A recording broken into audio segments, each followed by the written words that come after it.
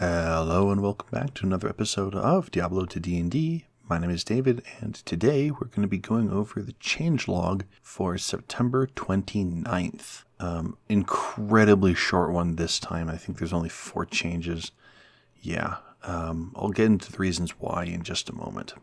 Alright, all of these are for the assassin. The saving throw DC from Elemental Strike is now set by combo points. This was to absorb a handful of other saving throws for Beast Strike and finishing moves.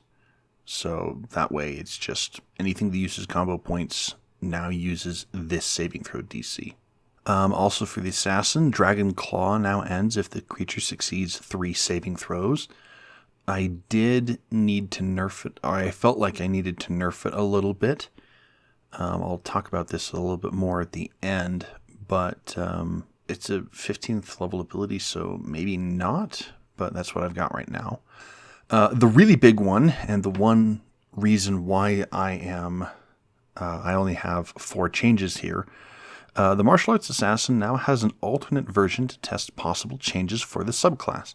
Changes to this alternate version will not be cataloged in the changelog. So it's literally just a copy-paste of the Martial Arts Assassin under its entry with Martial Arts Alternate as its title. This is just kind of a way for me to visualize what I'm thinking and make some possible tweaks to the subclass. And it's a way for you guys to look at what I'm thinking and give me feedback, because this is incredibly difficult for me to actually get working properly, and balancing mechanics and flavor and all kinds of other things is pretty difficult. I did realize that I had a few things that could potentially work out to be a whole lot just simpler and a whole lot better.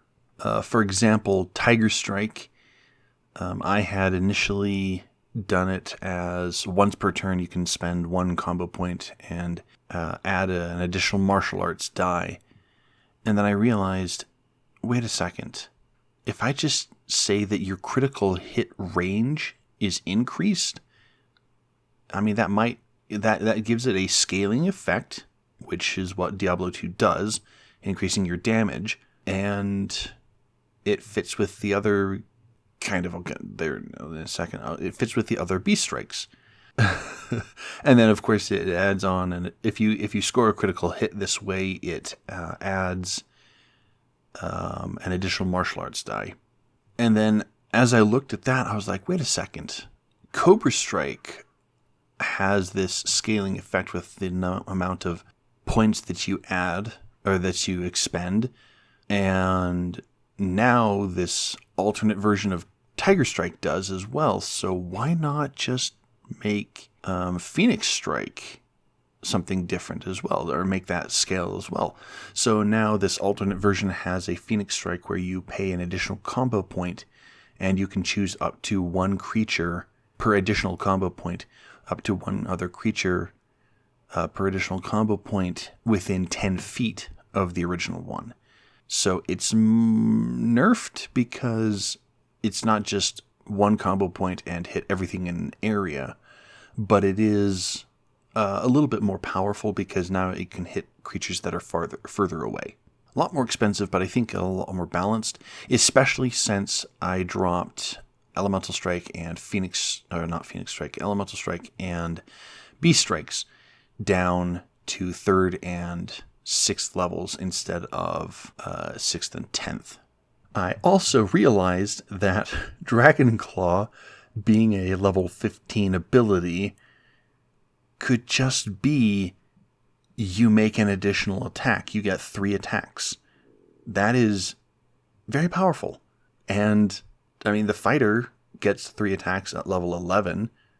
This is giving you an opportunity to get an additional attack in instead of having this bleed. That being said, I really like the bleed. But also, it's not exactly what it does. So, having an extra attack is very simple, but it's also just not. It's not satisfying. I think it doesn't give you. Well, it doesn't give me anyway, the satisfaction of being like, oh yeah, I nailed this thing, or have an unusual effect. It would give you an additional combo point every turn, or additional opportunity for an additional combo point every turn, because you're making 3 attacks instead of 2 with your action, and then 1 with your bonus action.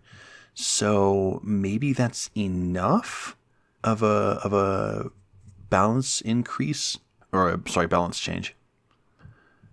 And then the other ones were restricted to once per turn because I removed the combo point cost from them.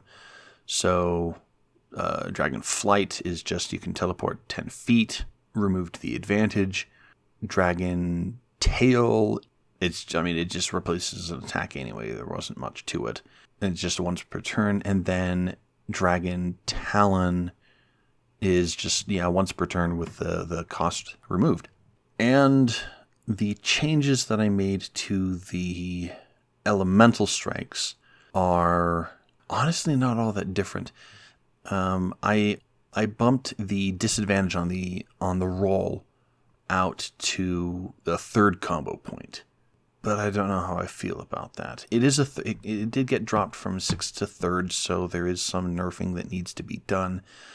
But anyway, all of this is there for you to take a look at and compare. Oh, that was another one. The final, I think the final change is that you can have a number of combo points equal to your assassin level, and then it recharges on a short rest, and you get 1 every time you hit. So the idea is that you start off with a bunch of combo points, and you have this burst opening round, and then, or opening couple of rounds, and then it tapers off very quickly because you're encouraged to spend a lot of combo points. So maybe, it is very similar to the monk, which is kind of what I was going for, or the D&D monk. So perhaps that might be balanced because you're spending 2 or 3 points every turn. So maybe it's not. Maybe I shouldn't.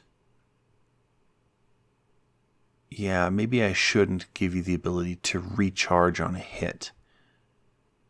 I don't know. That's another thing that's just a point of balance. Also, for the assassin, combo points have been renamed strike points. This is just a flavor thing. But the idea is that when I eventually fold in the rogue into this build, then I'll be able to bring in their combo points as a separate feature, so that there's no crossover between the assassin and the rogue. So, yeah, that's pretty much it. That was actually a whole lot longer than I thought. I thought it was going to be 3 or 4 minutes. But going into that explanation, it took a little bit of time. Well, anyway, the patch note's pretty short today, and that's pretty much it. You can contact me at XenosFan2, that is XENOZFAN2, on Blue Sky and Reddit. And you can contact the channel directly at Diablo TODND on Blue Sky and YouTube. Thank you much for watching, and I will see you in the next one. Have a good whatever.